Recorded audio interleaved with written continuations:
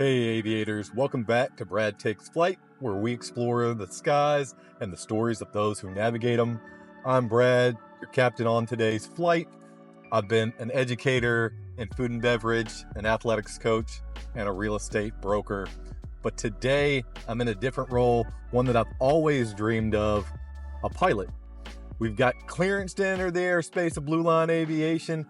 It's a cornerstone piece of my accelerated flight training program, as well as my gateway to the skies. For me, today's adventure is not just the start of a career shift, it's a realization of a lifelong dream. So let's go through our pre-flight checklist, get the clearance for takeoff, and start today's journey.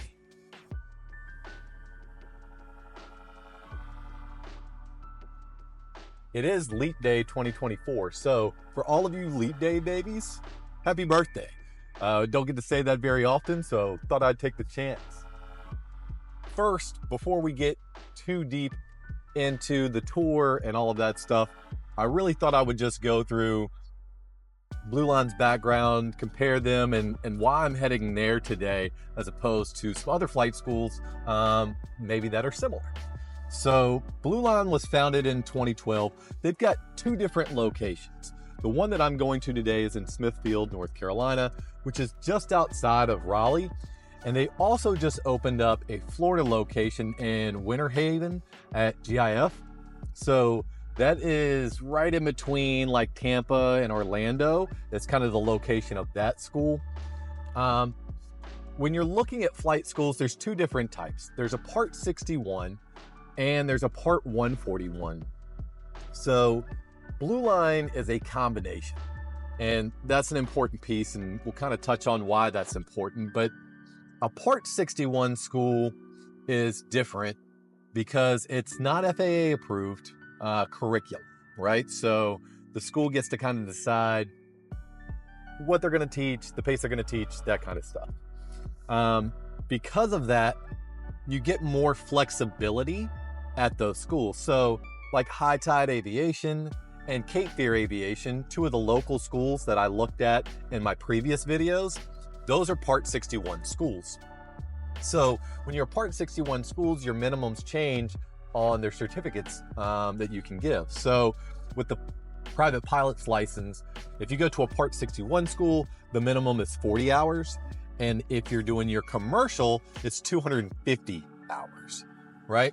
With a Part 141 school, now this is an FAA approved program, right? So it's going to be highly regulated, the pacing set out, the structure, all that stuff is already set. So that gives a nice peace of mind, right? For you as a student, knowing that, you know, the level of education that you're getting is that the FAA thinks is good. It is not nearly as flexible, right? Because of that. So you see a lot less people in Part 141 schools. They are usually much more time intensive. And because of that, your private pilot's license, the minimum on that one is 35 hours. And then on your commercial pilot's license, that one's 190. And those are the minimums. Now, I don't think anybody really gets close to that. However, since we're looking at Blue Line, let's talk about them. They are the fastest in the nation. 5.5 months, 0 hours, all the way up through your MEI, basically. Blue Line is a combination 61 and 141. And when you get done with them, you end up with about 215 hours, is right around where you're going to end up at, according to them. So they've got two different accelerated programs. They've got one that is a 0 hour program that takes 5.5 months, costs about $105,000 just for the courses itself. That doesn't include housing or some of those other ancillary things. I did another video all about finances. You can go and check that one out. The second one is if you're coming in with a private pilot's license. So if you already have your private pilot's license and you're coming in, that one's 4.5 months long, and it costs about $85,000 plus your housing and all those other things. So there's two different models that they kind of have there, which is something that I appreciate. And I'm still kind of toying around with what I'm going to do for me, as far as am I going to do the Part 140 or do my private pilot's license first and then come, I'm still kind of figuring that piece out. So I like the fact that we have that flexibility there. Let's compare that to probably the school that everybody knows, the nation's largest school, ATP. So ATP, they've got 3 different locations here in North Carolina. They've got one in Raleigh at RDU. They also are opening up one in Winston-Salem as well as Charlotte. But they've got like 80 locations across the nation. They've got over 550 aircraft, right? I mean, it's just insane, their size and scope.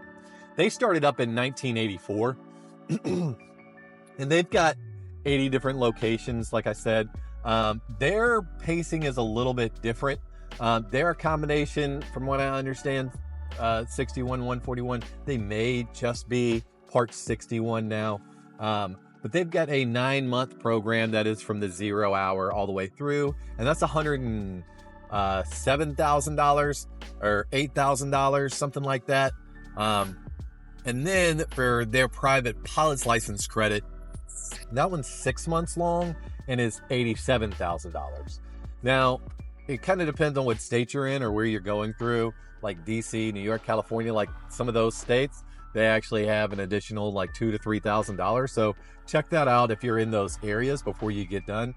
But since I believe they're mostly 161 now, you end up with 290 hours or so, right? Going through their line. So significantly more hours, but you're also there for, I would say, a significantly more time. I mean, 5.5 months compared to 9 months, right?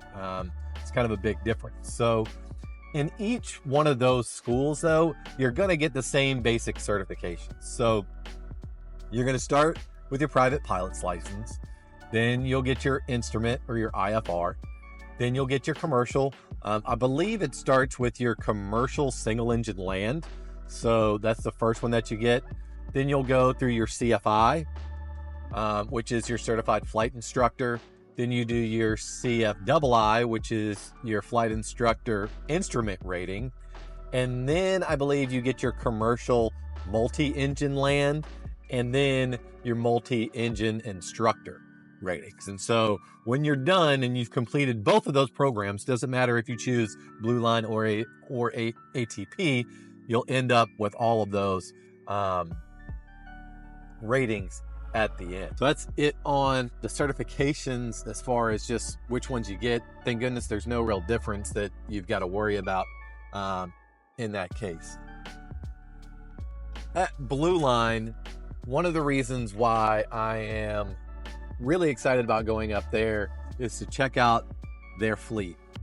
It looks pretty insane to me.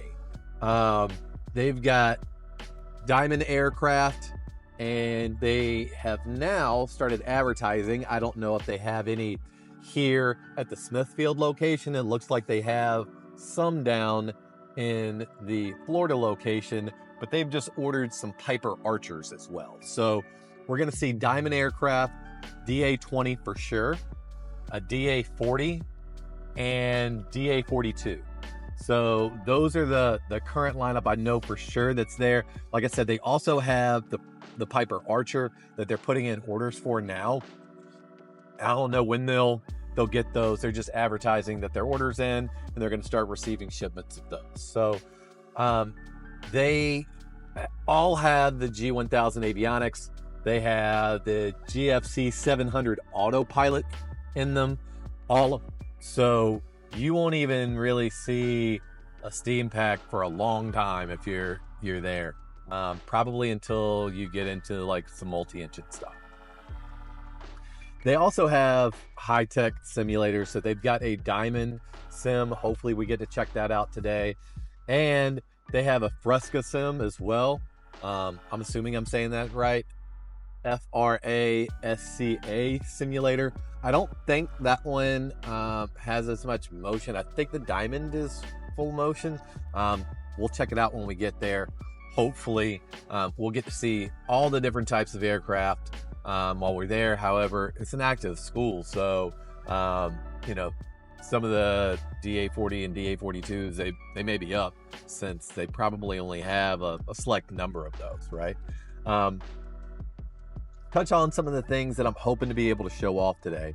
So one thing that I want to do while I'm up there is also check out the housing. So they do offer some housing options for you. There's Amelia Village as well as Pines at Glen Laurel. These are apartment complexes that are about 15 minutes away in Clayton, North Carolina. They look pretty decent online, but when I get done with my tour today, my hope is that I have an opportunity to ride by there and go and check out those facilities, see the rooms, maybe check out the amenities on site, and take you guys with me on that as well. But we're going to start on site at Blue Line. So we'll take a look at the exterior, as well as hopefully interior at the classrooms, hopefully get some sample learning materials, kind of understand how the program's going to work and when you're there, what that looks like. Can't wait to actually get into the hangar, right? And get to take a look at some of the aircraft. If nothing else, you guys will get to see the aircraft that I'm going to go on today. I do have a discovery flight, although they call it a flight assessment. So the flight assessment will probably, I'm guessing, be on a DA20. So we'll get to see one of those today. I don't know how much in-flight action we'll actually get today, but hopefully we'll get some, because it looks like, I mean, these cockpits, if you haven't seen a Diamond, are just totally open. You see everything. It looks awesome. I'm super excited about it. So be able to talk and interview an instructor. I've got a lot of questions that I want to kind of go through already that I've built up. I don't know how much of that I'll be able to take you guys along with, but I know I want to do that. And then also on the very top floor, they have a barbecue place called Low and Slow. So I'm extremely excited to get that. Being a North Carolina guy, I love my barbecue. So Smithfield is known for its Eastern style, which is kind of a vinegar base, but it looks like they've got everything there. So excited to check out that piece as well. So that's the trip that we're headed on. That's the preview of what it is that we're going to go in and look for.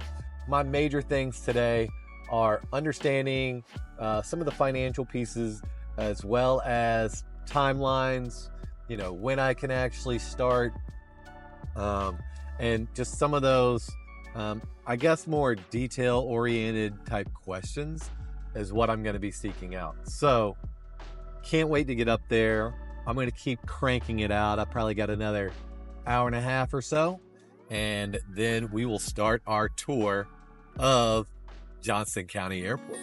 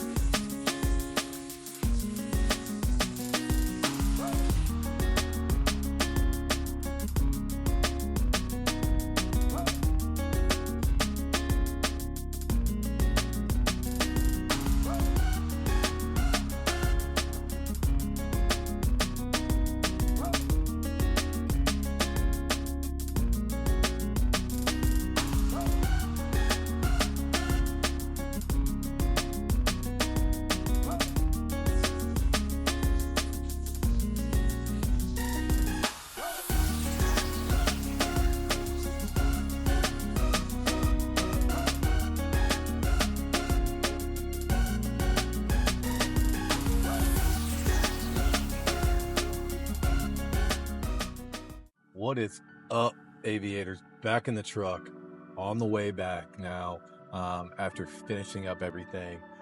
Want to review as much as I can about the experience with you while it's still fresh.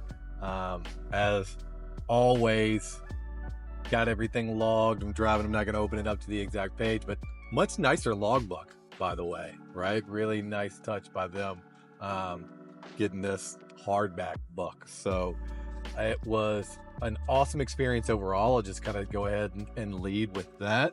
I met with Paul, who is a training advisor there, and I flew with Adriel, who was absolutely awesome, and I'll get into more about them. So as stepping onto the campus there, definitely the largest building there on site. They've got a little bit of construction going on. There's Duke Flight that has a hangar down there. Looks like there's somebody else building something new, and then the FBO. And then right there on the other side of the fence, right, is Blue Line. So they basically got 2 floors. The first floor is for students, right? And the second floor is more admin. So met with Paul on the second floor to start things off. And in the room, we just sat down and just kind of started off with why Blue Line, right? That's, I think, probably the most important question you need to ask. I don't care if it's Blue Line, ATP, a local flight school, somebody else, like you name it. If they can't identify what makes them different, that should be a red flag for you. And, you know, I think their thoughts on what makes them different is the same as mine. And it's more of a community, more of a personal touch, right? That they have versus other accelerated competitors that I've talked to, right? It's nice knowing that I reach out to Paul for everything, where other ones, like, I just call a number and, you know, I get who I get, and hopefully they can pull up my file and feel like you're starting the conversations all over again, right? To a certain extent. So I really think that's an important piece. He also talked about their values. So I think that's an important piece as well. So when it comes to their stuff, they gave me a massive packet, right? Filled with lots and lots of information. That is all overwhelming. So make sure, if I have messed something up, right, I will, if I catch it during the edit, I'll try and put that in. If not, check the pinned comments or down in the description as far as any mistakes that I make, because my head is whirling right now with all the information and just the entire experience. When it comes to their core values, they identify them as safety, innovation, integrity, excellence, and accountability, right? That's their core values that they stand on, which I think are great. Aligns very much with probably the way that I would align myself and my own core values. So one of the first things that we went over was some assessments. They have you take a cognitive assessment as well as like a behavioral assessment before you come in. So we kind of reviewed those, right? And you know, why I am a fit based off of those results that we had there. And then dug into the program itself. So you are getting a total of 7 ratings. So you get your PSEL first. So that's your private single engine land. That takes about 6 weeks. Then you go to your instrument rating. So that is IFR. That one will take you about 6 weeks.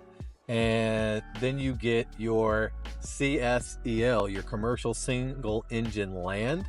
And that's going to take about 6 weeks as well.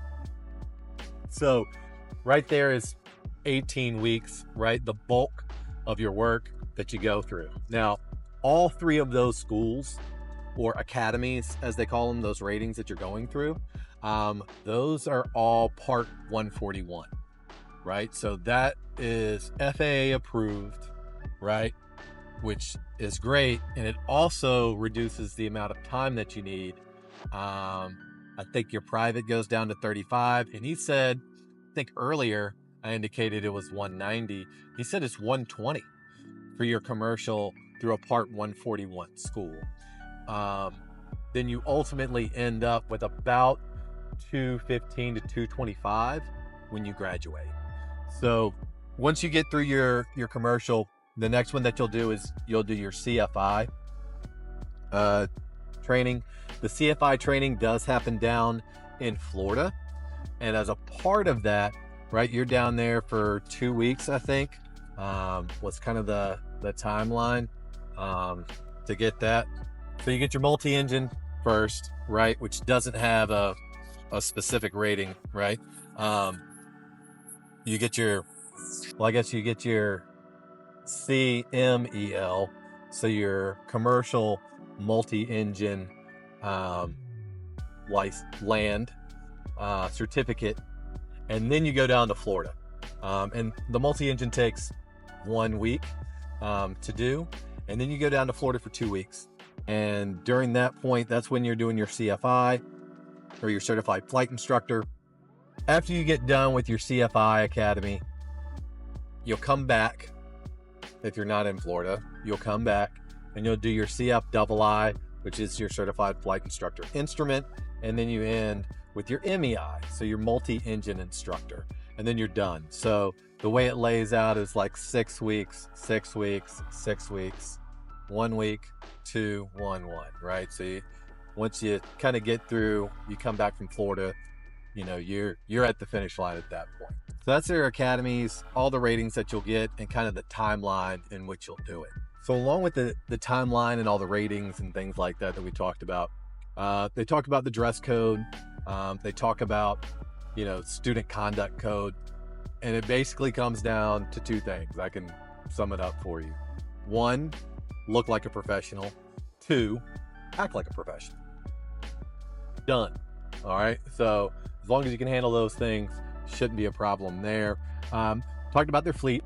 So all of the DA-20s are being used for spin training as a part of the CFI. So all of those right now are down in Florida.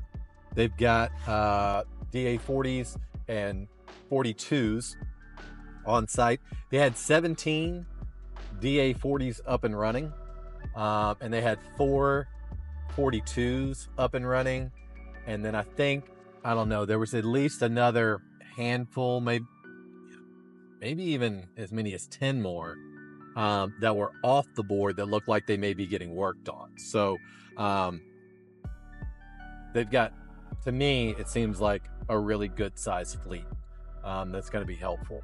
So down in Florida, they also just did, that's where the Pipers are, so the Archers there, and they said they also just got 1 Seminole down there as well. So if you're looking at the Winter Haven school, you'll have access to those planes as well. Hopefully you got to see, they've got both simulators. The Diamond Flight Simulator is impressive when you walk in to go and see it. So that was pretty cool. Touched on some of their industry relationships.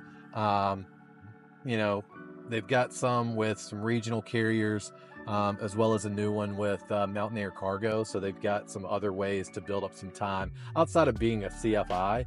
I think as you're looking to crank up to that 1,500 hours, they're trying to help with some people that maybe don't want to or shouldn't be a flight instructor, right? It's not, teaching's not for everybody. I can speak from experience as an educator. It's not for everybody all the time.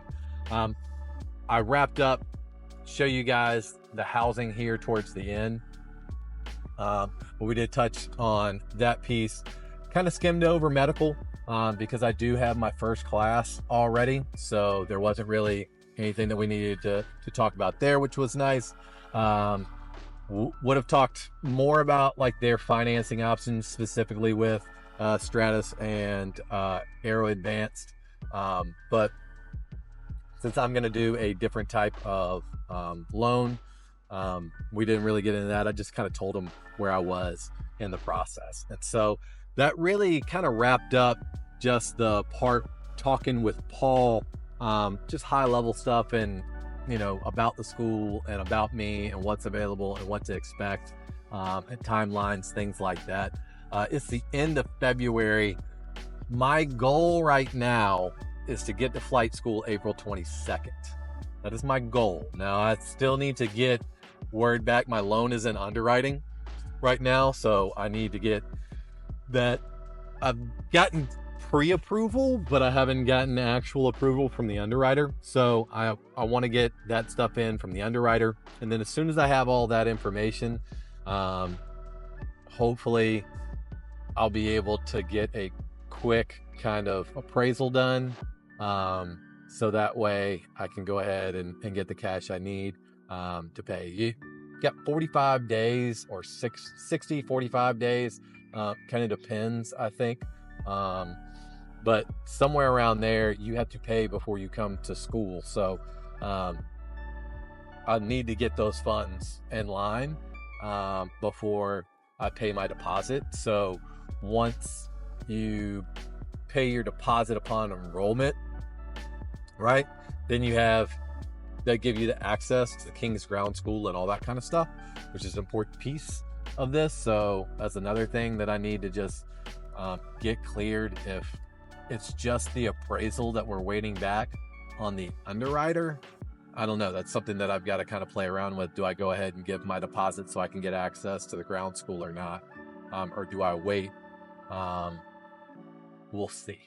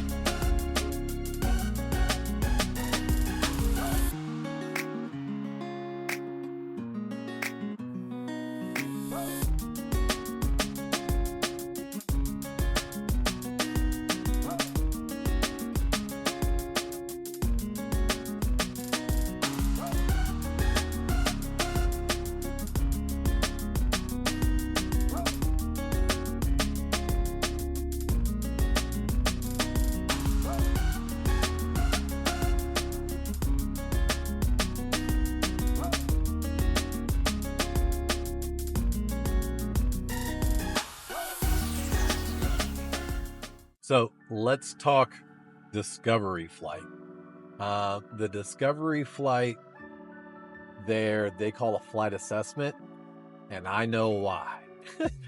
They really do put you through your paces, right? I could tell if you didn't watch any of the other videos, real quick, I've done 2 other discovery flights, both at local schools.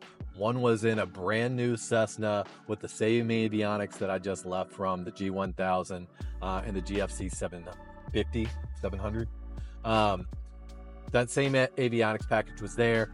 We ended up flying the pattern twice, did a touch and go and then a full stop because some weather was rolling in. The ceiling wasn't what it says it was on the weather. So cut that one short. Went to another local school, beautiful, perfect day, had steam gauges in it. 1972 Cessna, was absolutely gorgeous, but like we literally just cruised the coastline. And that was basically it, right? Was the whole piece on that. Today, went up with Adriel, who is absolutely phenomenal, man. Like what a cool dude from Trinidad. Had started his journey as ATC, so in the tower, and then ended up, not really sure how, but he said he was in Maryland and he was working through his private. He had gotten his instrument, looking at his commercial, like trying to get through it, but it was just taking him forever up there, right? Like I think he had said he'd been working on it for a year, still hadn't gotten through his commercial yet. Found Blue Line, came down, knocked everything out in a matter of months, right? And is now there instructing and absolutely loves it. And I can understand why. And just a really cool guy, made me feel comfortable the whole time as well, gave me some responsibilities, some things to do, right? While we were up there, I got to fly and bank and do some of those things. Taught me a little bit about my energy management, things like that. And then he actually started doing some stall work. So went through a stall one time. We worked through steep bank turns at a private level, as well as what a steep bank turn looks like at a commercial level that you will have to do in order to get your license during your check ride, right? There was another one that I'm gonna murder this, okay, because it's French. It was like Chantilly or something like that. So basically what you're doing in this maneuver, the steep banks were like at 45 degrees, you do a 360 one way, 360 the other way. The commercial one was even a steeper bank. It was at 50 degrees. Doesn't sound like that big of a difference, but you can feel the G's and the difference in that. And I'll be honest, at the end of that one, I was starting to feel a little bit of motion sickness. But when we did the Chantilly, that one is a vertical climb out as you do a 180 degree turn, right? Was that one. So that one was pretty cool as well. Then we did an IFR approach from the north, coming in towards runway 21, and just kind of did a flyover and then turned around and did a IFR, or no, I don't know. We did a regular approach coming the way back in. Like I said, my mind is swirling right now with so many different things. We used the autopilot. He let me bug it, which like turn the heading, set different altitudes, right, and work the autopilot, which I did none of this in any of my other Discovery flights, right? You could tell this one was definitely more like if you're not into the maneuvers and you're not into like flying, you know, it kind of wakes you up. Where the other Discovery flights that I went on, I mean, you know, they were just Sunday cruises, right? So I think it's more just about getting you to come back, where Blue Line definitely felt more like this is what we do, right? So it's not just, you know, set it, forget it type stuff. I mean, we were moving our altitude and our headings and just everything all the time. There wasn't a lot of just like, hey, let's just cruise. Oh, and by the way, Adriel's landing was like butter. It was pretty awesome, especially considering how much, like, we had a decent amount of little turbulences. We were coming back around. So did a great job on showing me how to handle that thing.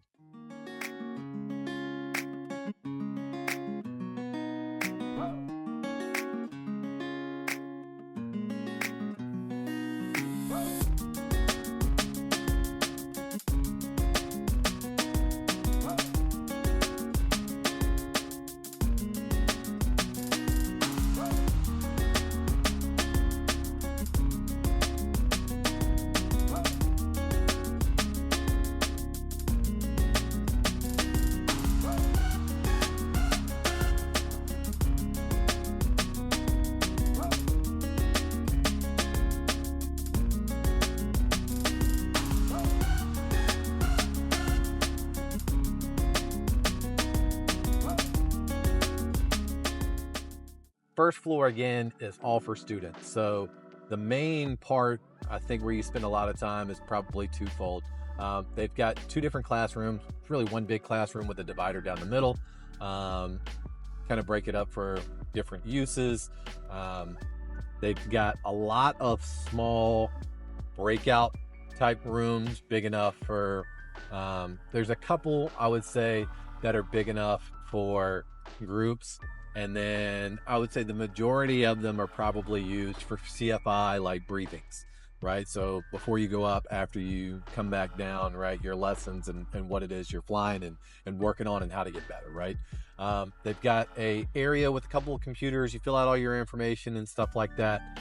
They've got kind of like I can't remember what they called it, but it was a sheet for the dispatcher, right? So you'll go through, you'll fill out the sheet about what you're doing, what the weather is, your flight plan, kind of all that stuff, showing you've done your weight and balances, all that, right? Then you hand that in to the dispatcher, and the dispatcher gives you your keys, and you get up and you go. So, and that's the majority of that first floor. First floor also includes the Diamond Simulator as well as the Frasca Simulator as well. So neither one of them are motion simulators, but both of them count towards your hours, so it doesn't really matter which one you're in. The Diamond one, from the video, you can tell, right, obviously is much more impressive. On the second floor, that's where all the admin stuff is. You really won't be up there that much. They've got their own break room there. They've got some vending machines in both break rooms. I hope I mentioned that they have a break room on the first floor as well. It's got a microwave, a refrigerator, a couple vending machines, that type of stuff. They also have kind of a mail holder there. So like, instead of trying to get anything mailed to you, if you got packages or you ordered something off of Amazon or something like that, right? Like, you don't want it delivered to the apartment or try and figure out how to do that. If you're at the apartment housing, you can have it shipped to Blue Line's address, and they have it there for you. So I thought that was a really nice touch for them. On the second floor, like I said, it's all admin, basically a lot of admin offices. They have some conference rooms. They also have a testing center up there. So my plan is to get all of my writtens done before I go. I'm really hopeful that I don't have anything left to test on by the time that I get up there. I'm also looking at doing a couple of additional tests before I get there. So in total, there's 6 tests that you need to complete to be all the way done. You have to get the 3 done. So you have to get your private, you have to get your instrument, and you have to get your commercial. I think they allow you to come in if you haven't done your instructor ones yet, because you've got 18 weeks of like other stuff, but they really recommend that you get them all done. And that's what I like. I don't want to be thinking about any other written exams when I'm there. However, if you haven't done your flight instructors or your instructor instrument, or can't remember the others right now, but I went over those in my last video of all those different ones, plus the optional ones of advanced ground and regular ground instruction, to be a gold seal CFI, right? Which is just another layer to that. So that's all located on the second floor, but like I said, you're not really going to be up on the second floor at all as a student. And the third floor is just low and slow barbecue. So the barbecue there was awesome. I wouldn't say it's the best that I've ever had in my life, but it was set up buffet style. At least that's what I selected. And all of it was good. Like, really, I would say good barbecue. And good barbecue on a buffet, just, I don't know. It's almost like an oxymoron, right? Like, good buffet food. But it was, right? Like, I pride myself in being a bit of a barbecue snob, having lived in North Carolina and Texas. So I can tell you that I had everything. Throw it all up, and you guys will see all that I got to eat there at Low and Slow. But it was all really good.